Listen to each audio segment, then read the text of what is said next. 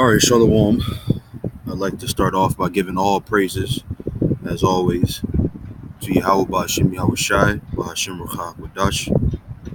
Double honors to the elder apostles, GMS, who rule well, and also honor and salutations to those of you who are the hopeful elect and are out there teaching the word in sincerity and truth.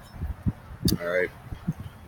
So today I wanted to talk about something that I've been mentioning um, here and there, and I guess I wanted to, kind of hyper focus on it, and that is, I saw the newer version of the King Arthur story uh, earlier this year, and I liked it. It was a good flick. I like watching movies that are based in times where men were men.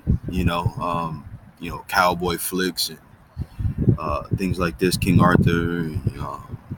Just movies where men were proud to be men and weren't shamed for it, right? But that's neither here nor there. But in this particular movie, you had, if you're familiar with the story, I'll just go to this picture I found. If you're familiar with the story, King Arthur's, I guess, uncle is this character here, played by Jude Law. Um,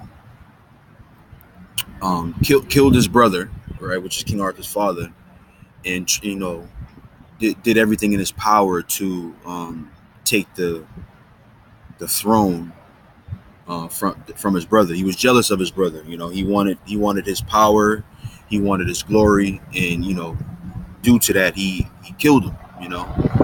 And he tried to do everything to keep the rightful heir to the throne, which was King Arthur, from being discovered, much like Herod did, right?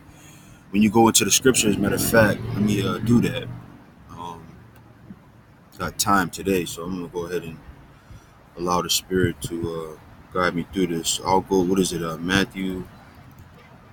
Is it the second chapter? Let's see. Let's see.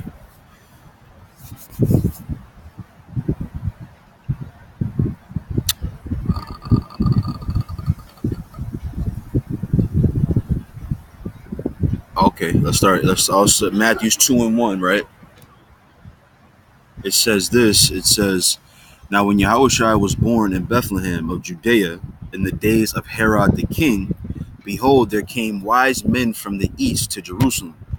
Now, if you read up on the Hasmonean dynasty, which the Boston camp has been doing, um, King Herod was uh, the first figurehead that was put into place post the Hasmonean dynasty, and he was put in power by the Romans, which he was an Edomite, right?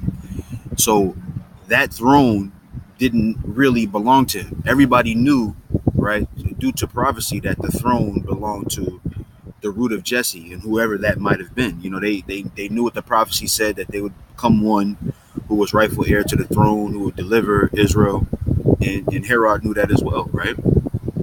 So it says this. It says, "Now when Yahushua was born in Bethlehem of Judea, in the days of Herod the king, behold, there came wise men from the east to Jerusalem, saying, Where is he that is born King of the Jews? For we have seen his star in the east and are come to worship him." When Herod the king had heard these things, he was troubled, and all Jerusalem with him. And when he had gathered all the chief priests and scribes of the people together, he demanded of them where Hamashiach should be born. And they said unto him, In Bethlehem of Judea, for thus it is written by the prophet. You see, so everybody knew, everybody knew that the Lord Yahweh Shai was coming. They didn't know how, they didn't know all the details. It played itself out as his life played out. They then said, "Oh, this is as it is written in the scriptures here, and as it is written by this prophet there." And these things were manifest as his life went on. but they didn't know, they knew these details here. Okay, so it says this. It says, and thou, Bethlehem, in the land of Judah, are not the least among the princes of Judah. For out of thee shall come a governor that shall rule my people Israel. Okay. Then Herod, when he had privily called the wise men, inquired of them diligently what time the star appeared. And he sent them to Bethlehem and said, Go and search diligently for the young child. And when ye have found him, bring me word again, that I may come and worship him also. Excuse me. It says, when they had heard the king, they departed, and lo, the star which they saw in the east went before them till it came and stood over where the young child was. When they saw the star, they rejoiced with exceeding great joy. Let me see. All right. It says, and when they were come into the house, they saw the young child with Mary his mother, and fell down and worshipped him. And when they had opened their treasures, they presented unto him gifts, gold and frankincense and myrrh. And being warned of the Most High in a dream that they should not return to Herod, they departed into their own country another way. And when they were departed, behold, the angel of the Lord appeared to Joseph in a dream, saying, Arise, and take the young child and his mother, and flee into Egypt, and be thou there until I bring thee word, for Herod will seek the young child to destroy him.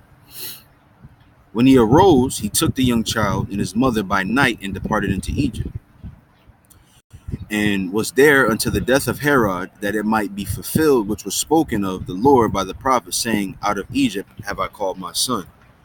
Now, where is it where it says that he killed all the children under 2 years? Maybe that's in John. Let's see.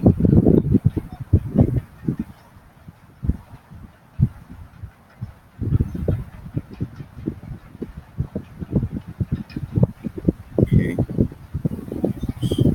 It's gonna be a long list here because I'm so vague. Oh, I'm in this. Okay, I'm in the right place. Let's go back then. I'll just jump right here to the 16th verse. Okay. So this is Matthew 2:16. Okay. It says this. It says, Then Herod, when he saw that he was mocked of the wise men, was exceeding wroth, and sent forth and slew all the children that were in Bethlehem, and in all the coasts thereof, from 2 years old and under, according to the time which he had diligently inquired of the wise men.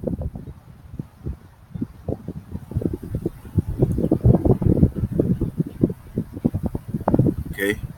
Then was fulfilled that which was spoken by Jeremy the prophet, saying, In Ramah was there a voice heard, lamentation and weeping and great mourning, Rachel weeping for her children, and would not be comforted because they are not. Right. So what Herod did, right, was he went and he commenced to, killing all the children that were 2 years old and younger, to try to in hopes to get this child, which was the Lord Yahweh Shai, in that grouping. Okay. And it's very, very similar if you watch the flick to what this guy here, I believe his name is Vortigern. Let me see, it's up here on the top. Yeah, Vortigern, right? Which was the king who took the throne that didn't belong to him, right? And when you look at Esau today, right? That's what they've done, right?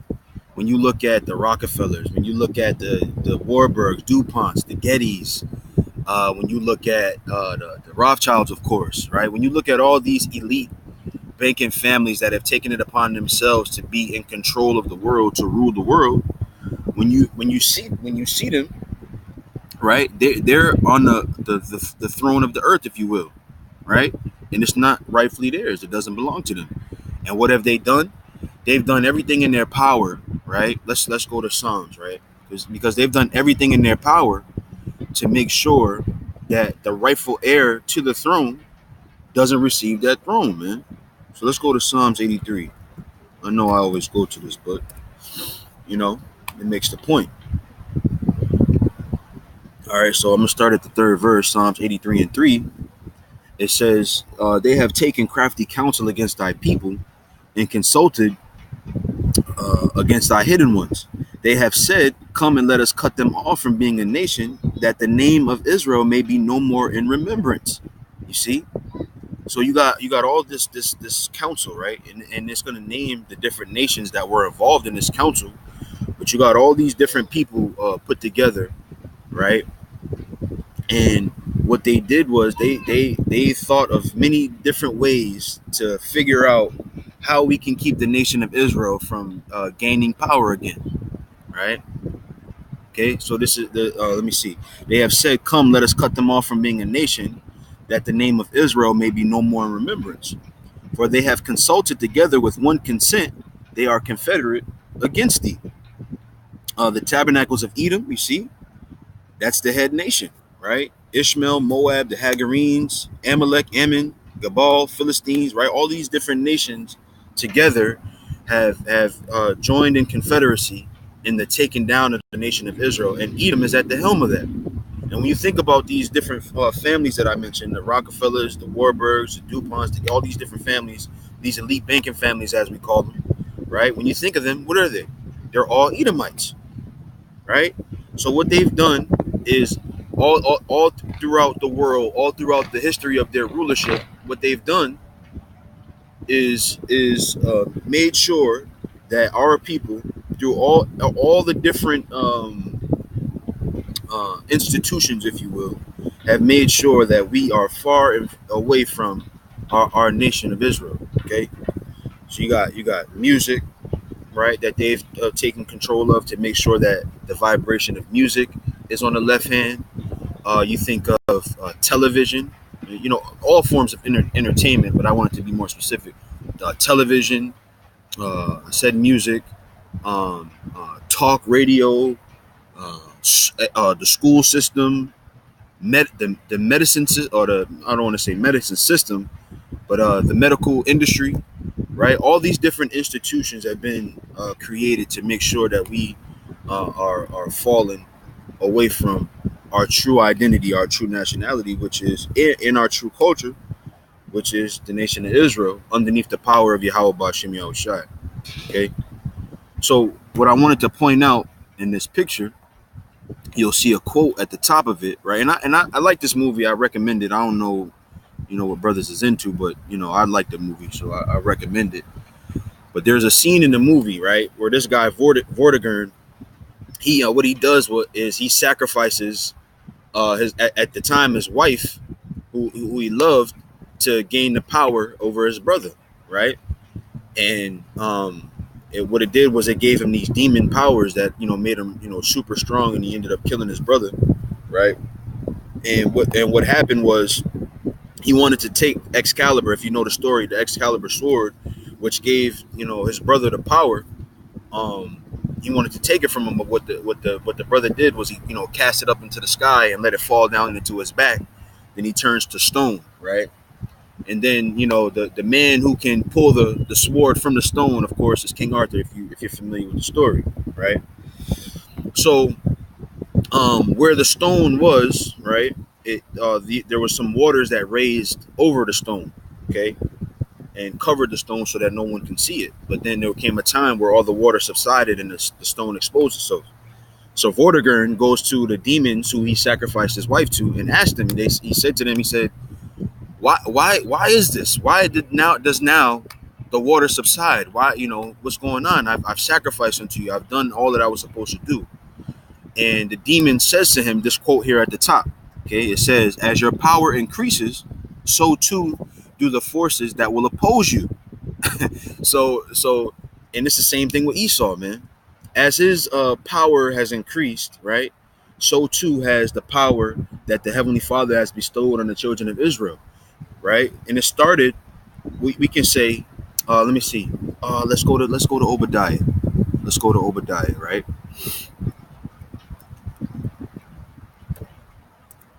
Let's go to Obadiah, because it would be selfish of me to say that it happened in 2007. It would disregard. Oh, did I spell it wrong? Let's do this.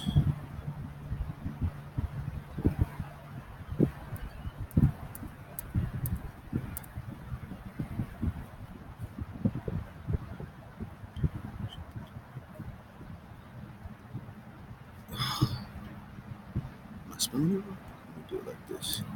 Go ahead, one. Do it that way. Oh, I think, yeah, I spelled it wrong. All right. So like I was saying though, it would be selfish of me to say that this started in '07, and it would disregard all the work of the elder apostles that came before us, like Abba Bivens and Yaiquab, Elder Yaiquab, and King Masha, and all those men who came before us and brought this word out, and it was a fulfillment of this prophecy that I'm getting ready to read. Um, I'll just jump right to the fourth verse. This is Obadiah 1 and 4. It says, though thou exalt thyself as the eagle, and though thou set thy nest among the stars, thence will I bring thee down, saith the Lord. Now, we've likened this to the time where the world started to enter into space. Air travel started to be a normal thing, and that was the beginning of their decline, right? So as their power increased, so too did the powers that opposed them, right? And that's when you had Abba Bivens come out and start teaching the word, okay? And since then, since the '70s, this word has done nothing but the '60s and '70s. I'm sorry, and forgive me if I'm a little off on the dates. But since that time, this power that the word has brought out is starting to increase more and more. And as we increase, as we grow in the spirit, as we tighten up in the spirit, uh, the seams are busting apart that hold this Edomite system together, right? So what do you have? You have pedophile rings being exposed, right? You have people complaining about the medical field and starting to go to more homeopathic or holistic type medicines. People now, as opposed to listening to bad music, are starting to get into more natural acoustic type music. So everything that Esau established to destroy us is being taken down, man. It's all being taken down, right? Because as his power increased, so too do the powers that oppose him, man. And that's scientific, right? Don't we say in science that every action has an equal and opposing reaction, right? And I always used to say this to people, right? And I was arguing with this Edomite at the job, and I said, look, there's only so far you can go to the left hand of things before you have to use the right way to do things to correct them, right? And it's gonna happen, man. I was telling my father yesterday. Me and my father was talking yesterday, and I told him there's gonna be a race war, man. And he said, "Oh well, they too busy pointing guns at each other to fight back." And it doesn't matter though. It doesn't matter because there's a higher spirit in the world that's running these things. Okay, the Heavenly Father is the one that rules down here. Let me go to that. That's in Daniel 4:17.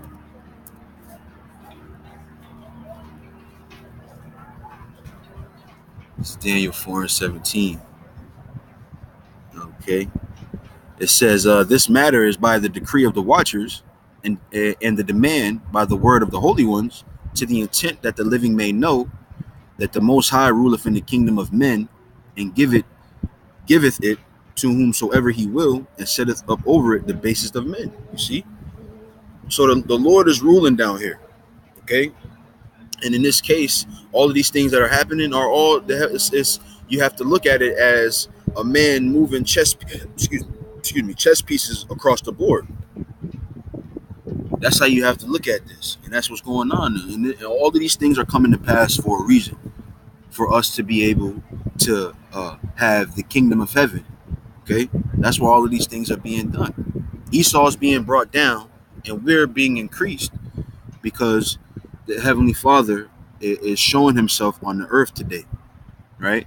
So when you see these exposés of the so-called white man and his wickedness, it's almost like it's a thing now. It's a thing now to be against Esau, because of the spirit that the Heavenly Father has put on the men of the Lord to push that vibration out there. Okay. So I got some some articles up here, and I wanted to show this, right. I think this is from March of this year. Okay. Hopefully it pulls up. Let me get a little glitchy here.